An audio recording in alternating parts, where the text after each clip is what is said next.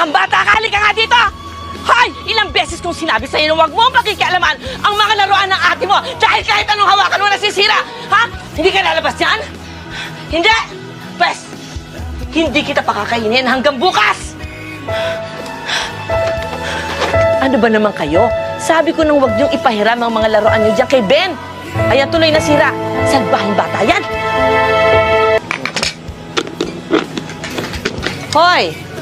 Magandang umaga. Buti naman at nagpakita ka na. Ben, halika, sumalo ka na sa almusal. Hindi.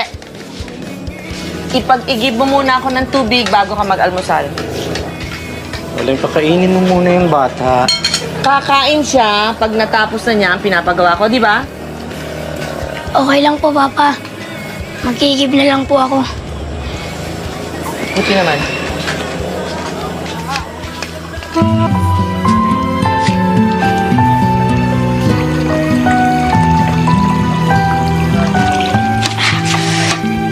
Ay. Ma, nakahanda na po yung pampaligo nyo. Buti naman.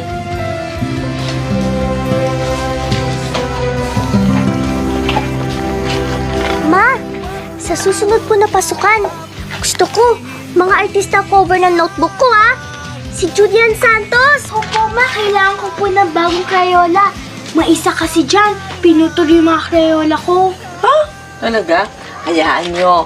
Mag-iipon ako ng maraming pera para mabili ko lahat ng mga gamit nyo sa susunod na pasukan. Eh, ma, ako po, ibibili niyo rin po ba ako ng mga bagong gamit sa pasukan? Eh, gusto ko rin po kasi mag-aral eh. Hindi ka papasok. Dito ka lang sa bahay. Tutulungan mo ako. Pero ma, gusto ko po mag-aral. Payagan niyo na po ako. Sige na po. Ay, maipapangako mo ba na matataas na marka ang gagawin mo pag pumasok ka na? Opo, Papa.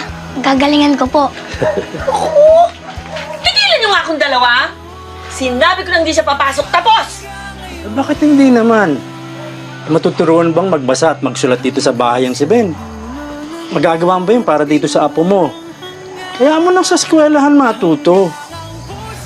Ewan ko sa'yo! Salamat po, Papa. Basta pagbubutihin mo, ha? Para... Uy! Ano bang ginawa mo? Bakit malamig na yung pampaligo ko? Kanina po mainit yun eh. Mag-init ka ng tubig ulit, ha? Tapos, pag mainit na, tawagin mo ako ulit!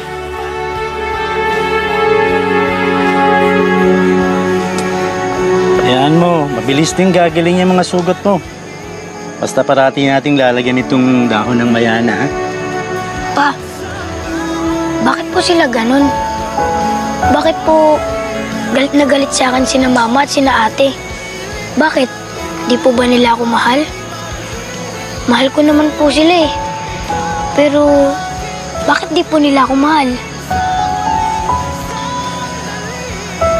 Pasensya mo na lang sila. Minsan mabilis silang magalit. Pero mahal ka ng mga yon. Eh pa, yung mga totoo ko pong mama at papa, mahal po kaya nila ako? Kasi po, kung mahal po nila ako, eh, bakit po nila ako iniwan?